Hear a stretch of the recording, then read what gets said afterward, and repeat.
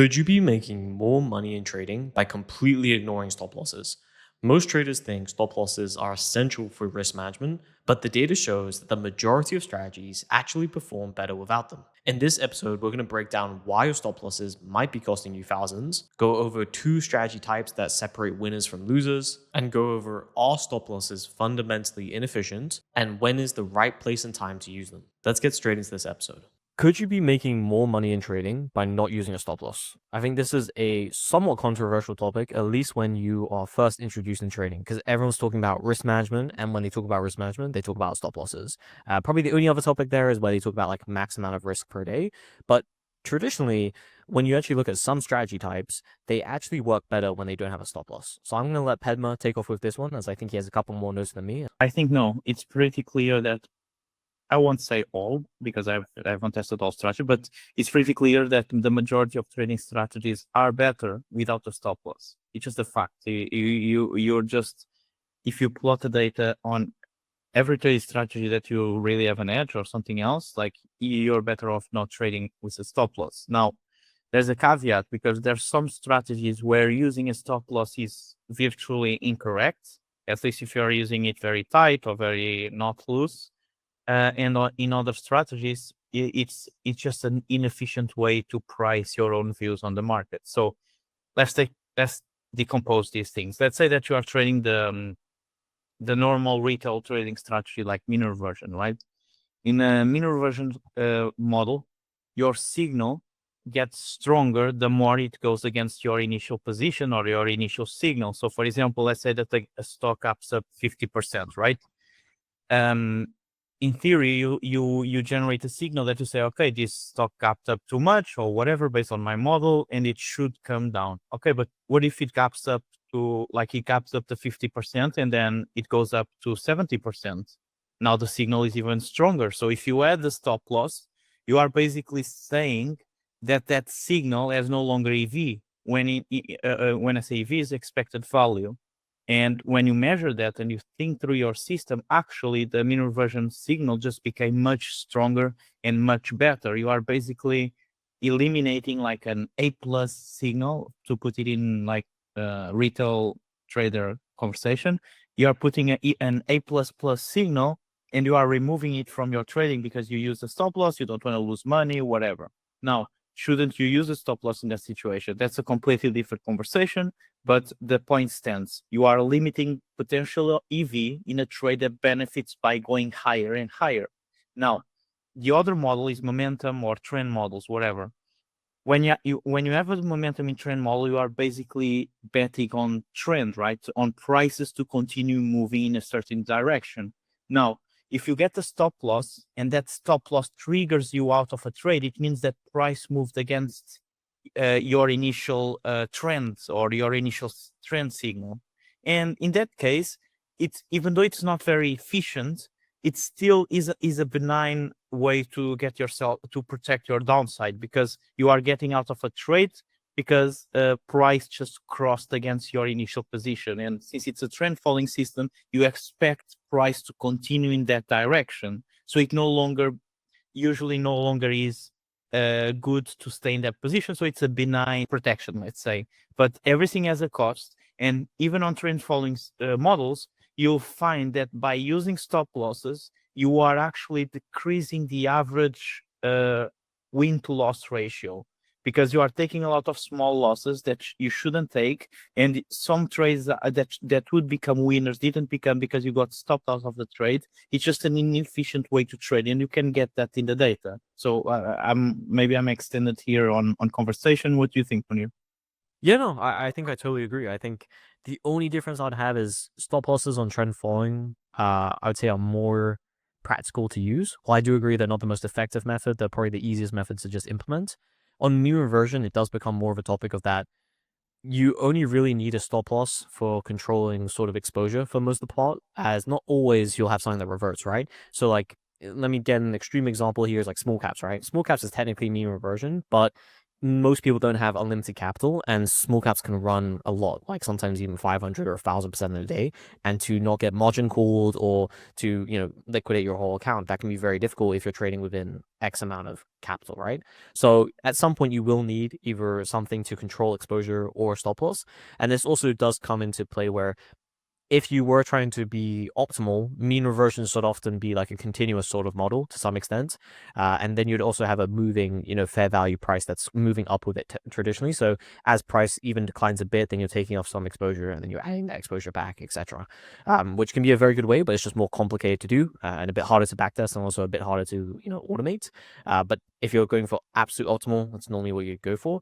Would you agree with that? Or do you think people should try and just lower the amount of risk they're putting on the table and try and have the furthest stop loss as possible, or how do you kind of approach it? Um, uh, mean reversion is the mean reversion type of strategy is not something that I trade, but if I was going to trade, I would start from first principle. So it's the negatively skewed type of strategy. So you expect to take large losses once in a while. And to me, if you're going to try to interfere with that dynamic, I do think that you're going to run into larger problems than allowing that fat tail to sometimes you're going to get a very big loss, and that should be controlled. But trying to say, oh, okay, I'm going to control it to 10% or whatever, like then you're trading something else. You're not no longer trading mean reversion, and you're going to over optimize and yeah, all those problems. In terms of trends, that is what I know. Most people imagine like a normal distribution, right, of trade returns. Markets aren't normally distributed, but this is just for example purposes. If you don't use stop losses, you're going to have some big losses in terms of relative to the average, but nothing very extraordinary because you're going to be taken out of the market from your exit signal. But you'll have like this almost bell-shaped profile of returns, right? But when you add a stop loss, you are not limiting that left side of the curve. You are not like say, okay, I have a stop loss, I lose only maximum of 1% of equity, whatever. So it stops here. No, what happens is that you stack much more trades, losing trades on that 1%, and the distribution like becomes like bimodal or whatever. And it seems like you have a lot of losses stuck at that 1%, and then the normal distribution to the right. But the thing is that you are not really limiting losses. You are just decreasing your average win to loss ratio. And you can see that you can run very easy statistics on that. And another thing, you always must think about this. If you're adding protection to any financial dealing, okay, you are paying for that protection. There's always some cost associated with it. No one is insuring your positions or your safety for free. Okay, it's the same with a house, for example.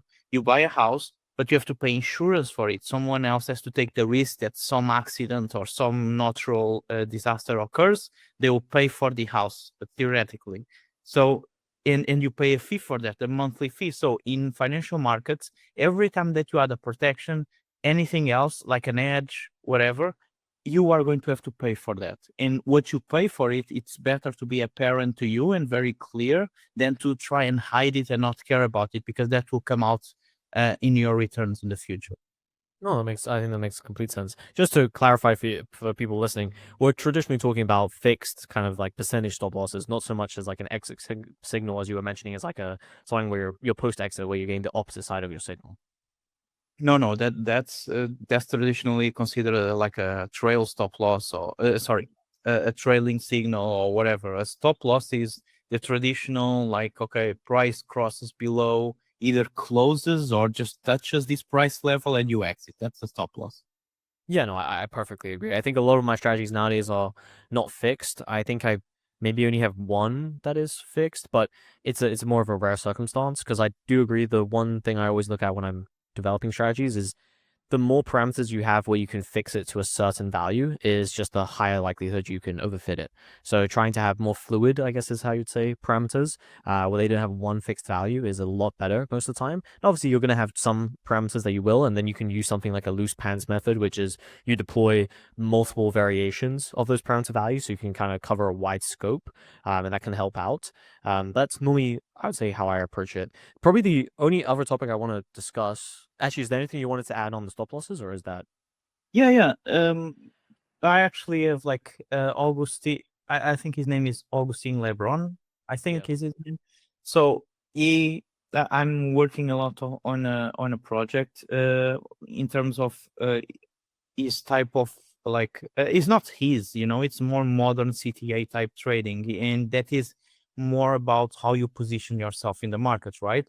And one of the ways that you can be more efficient if you are worried about a stop loss is that you can do regular rebalances of your positions, right? So instead of having a binary, and this is more complex, this is not for the average people trying to implement a system, okay? This is someone that is already advanced. So for example, every time that you buy or sell an asset, you are basically saying, okay, this is my confidence on this signal, whatever. It's I'll apply 1% risk of my equity to this signal, okay?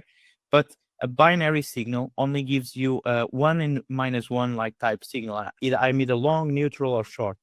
And that's fine. That's easier to manage. But one way to avoid a stop loss is by updating your positioning based on your confidence of your signal on a daily basis, hourly basis, whatever. Whenever that how can I say, that confidence that you have on your signal changes by a threshold, you change your positioning. So when the trade starts moving, what happens is that when the market starts moving against you, for example, you entered SPY at $100, whatever, making up numbers, at $100. Now SPY is at $90. Okay, your positioning today is lower than it was yesterday. And the lower it moves against you, the lower your position becomes. So it's a more dynamic approach to represent your confidence, let's say, in that specific market. And that way, you don't need a stop loss because your positioning is always being updated given your confidence in that signal. I like that a lot. I think there's some similarities to what Robert Carver does with, I think, forecasting, but I think that's actually a really awesome kind of approach. For the second topic I wanted to put was just I recently had a call with a person and he was trading, I think, 14 strategies, I think, give or take. But it was interesting that he was deploying them across all markets. And it was the first time I've actually talked to someone that was deploying on international markets. So I think it was uh, Australian and a couple others, I believe. I think there's also US, obviously, is the main one. But one thing I kind of wanted to sort of dissect and I was asking him about was that what were the main challenges with deploying on something that's international and like why did he pick to do it? Because I've seen international markets, especially because of the tariff trade with Trump, international markets were sort of the counter hedge, I guess, in some essence, where you would get returns on those side of things while losing on the US markets. And he was primarily saying it was because there was a lot more diversification, obviously, to his portfolio. And they were a bit more uncorrelated or low correlation compared to just being all in US. And then the only key mistake that, or I guess challenge he was facing was that liquidity. I think that's one thing I often forget, or I think everyone takes for granted on US markets, is US markets are very liquid. Like most things, obviously OTCs and things like that are less liquid, but most things on US markets you're able to trade very easily. And I think nowadays crypto has also become very liquid. We've seen people, jump in and out with $1 billion position, which is just crazy. But international markets are still getting there on liquidity. They're still not very high. So if you are going to deploy something, I think his were on daily timeframes. He can really do anything intraday on international markets. But it is a cool way to diversify. I wanted to ask you one question around it, which was if you had to pick what markets you would trade to like diversify and you maybe had to pick three, I'm assuming your picks are going to be what? US, crypto, and then maybe like commodities or something? Or how would you kind of look at it? Yeah, commodities or bonds or yeah, it's commodity. Like I was saying precious metals, but that's commodities as well. Something around that. Like when you have your system pretty nailed down and everything is running smoothly and everything, it's like free. I'm not going to say free money, but it's like free lunch in terms of risk Yeah. mitigation when you diversify. I agree because I think the best stack at the moment is defo crypto, US equities, and commodities. Because still you can get some amazing moving commodities, and like that's something I've kind of been underexposed to. Things you'd never think of like wheat, soybean, all those sort of things. They've had amazing moves. So I think that's one thing where I'm going to deploy some simpler trend following models there as well.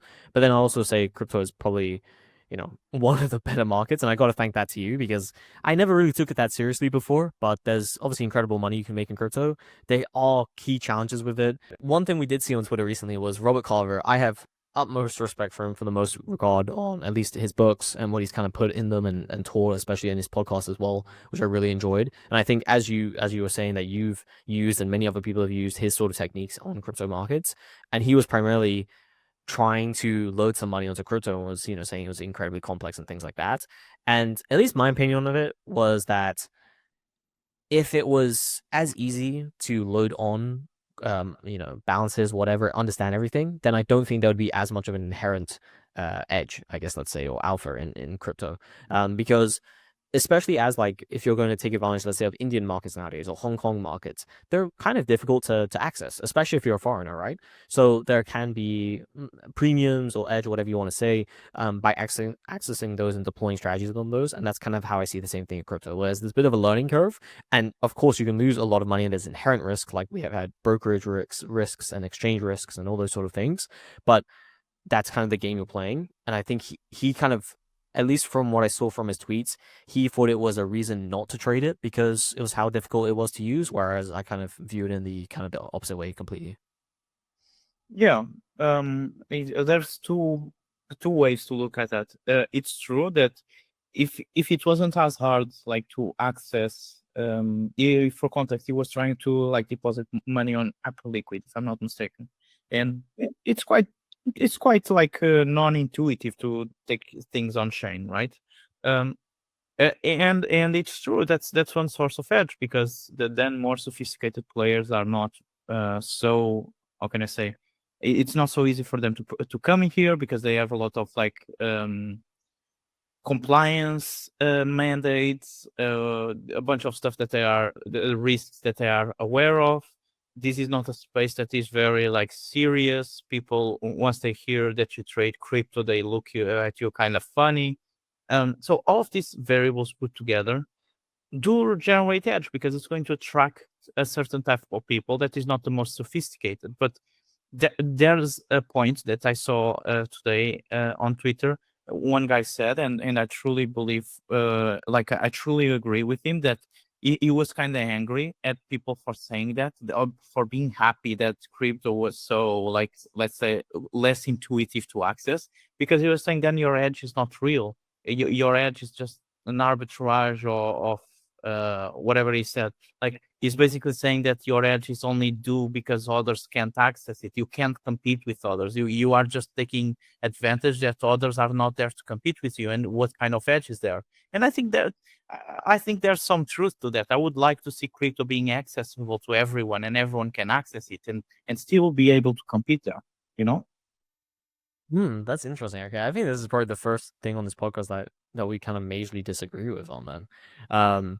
Because maybe I'm wrong, maybe I'm a bit tired today, but personally, in my opinion, I don't see any reason why anyone that's trading crypto right now would want it to be more accessible. For the main reason being that then a lot of your inefficiencies and premiums, whatever, are going to disappear because there's going to be way more smarter people than you. Because like how I was kind of looking at it, right? Is like I think Robert Carver could probably crush crypto markets. I think he could make really solid returns. He's got great knowledge, but him not being able to onboard himself and also having those biases that hey, it's so difficult to do. There's so much inherent risk on me onboarding money, all those sort of things, leaves you with that arbitrage where you can make money if you have somewhat of sophistication and knowledge compared to most people in crypto that are just pure gambling.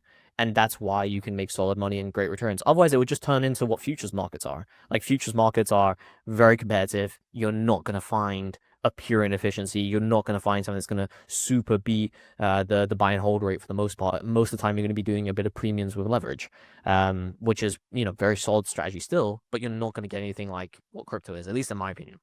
I Yeah, I agree with you. We want places where we can compete even more, right? So we can like make a lot of money and compete. But for crypto to grow to the levels that would be meaningful and if you want to grow it like to the levels of gold and equities and stuff like that, you need it to be accessible to everyone, right? The average Joe on the street isn't going to use like a crypto credit card on chain because it's not accessible to him. How he's going to send $100 to a wallet that he's going to lose tomorrow or being stolen or whatever. So if you want to attract a lot of capital and a lot of people like masses, you need to democratize it to everyone, I guess. Ah, okay. It was mainly a perception thing then. You're perceiving it as the what's good for crypto in the long run, as like an equity Yeah. class. I'm more saying as a class of traders. Like as a trader, what do you want from crypto? Ideally, you don't want it to become more competitive. That makes sense. It does make sense. Of course, the competition does make markets more efficient, and markets becoming more efficient, it becomes harder to take advantage. Like, for example, even in 2017 or 2016 or whatever, you could just arbitrage like 10% ARBs from Binance to other places. So that makes sense. But markets mature. And if you want, like, it depends on your perspective on crypto, right? If you are here to extract money, and that's fine, maybe you want things to continue to be dumb and to be collecting money from like the average retail. But if you want, like, you are an investor in the niche, in the sector, let's say, and you have a stake in it, you want everyone to be using and volumes to increase and this become more mature rather than this volatile casino that it is now. But you are correct. I agree with you. We want to keep it like with the highest risk adjusted returns we can continue to have. Yeah, I think you summed it up well in one word is like if you're being extractive, like if you're taking things from crypto, then yes, you want it to be more competitive, sort of like what I'm saying. Whereas if you want it to grow just in general, then yeah, I would agree. It does have to become more accessible. It'll just be interesting to see. I don't see, well, I guess people still obviously make money with it, of course, but it just becomes much more difficult. It's been so interesting exploring crypto more, just for the reason being that like the amount of work you have to do in equities and futures to make somewhat decent returns is just it's half that probably. I would say maybe a fourth of it in crypto. Not saying that crypto is easy to make money. I'm just saying at least on a relative amount of complexities or things you have to do, it's easier. But often in crypto you have to withstand way more volatility, which is obviously just one thing that's always gonna be very uncomfortable compared to those more efficient markets where in futures I don't ever have to stomach a 40% or 70% drawdown. It's not going to happen. But in crypto, obviously, that's the main con, at least at the moment. Yeah, and I think that stems a lot from the lack of inefficiency as well, and being a very True. um, volatile place. And hopefully that continues as long as possible. But the markets always, at least markets that attract capital, always trend towards efficiency. Yeah, no, I completely agree. I think the last topic then on what I want to talk about was somewhat linked to our original topic around stop losses, but it was around how crucial it is to know what strategy types are. Now, there's only really two main types. So you can obviously say there's others, but two main types I'd say it's worth 100% knowing and understanding, which is mean reversion, as we were talking about, and trend following. Both are unique and basically almost the counter opposites to each other. When mean reversion is often winning, trend following is often losing, and other way around. For the most part, how I characterize them, and then you can add whatever you want on top of it, is that trend following, it's normally going to be low win rate, high R. So that's kind of the simplest way to break it down and dumb it down.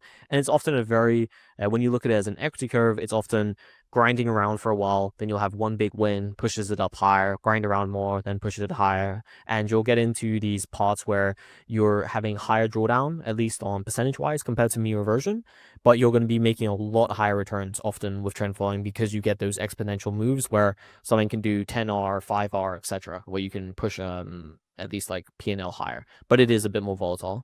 Mean reversion, opposite way around, you normally have very high win rate, but you often are making a lot less per trade.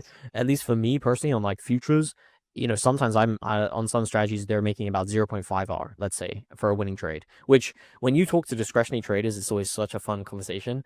And I say, oh yeah, my average trade is probably 0.5R. They look at me like I'm crazy. Like how do you make money? And it's just because on mean reversion, it's higher win rate. You don't need to make as much per trade, but you are going to get those periods of time. So you're going to take one big loss, and that's going to be a big shift in your equity curve. But for the most part, mean reversion equity curves are smoother than trend following, at least from my experience. But yeah, most of the time those are kind of how I break it down. Is there anything you want to add? Yeah, I agree. I think that they could like be it's the same thing, but they are like, one is convergence type of strategy, and the other is divergence. So one converges towards some fair value, and the definition of fair value is where your model is derived from, and these are mean reversion, statistical arbitrage, everything that is in that niche. It's a convergence type strategy, something deviated from what you believe to be fair, and you want to put it back there. You're basically trying to make markets efficient by taking whatever you think it's deviated from fair and knocking it back to fair. And the other is a divergence type strategy, which is trend following, momentum, stuff like that, because they are diverging from fair value, and you bet on that divergence to continue into the future, because you are trying to extract momentum returns from the market. So they are both good strategies, and I think you described them perfectly.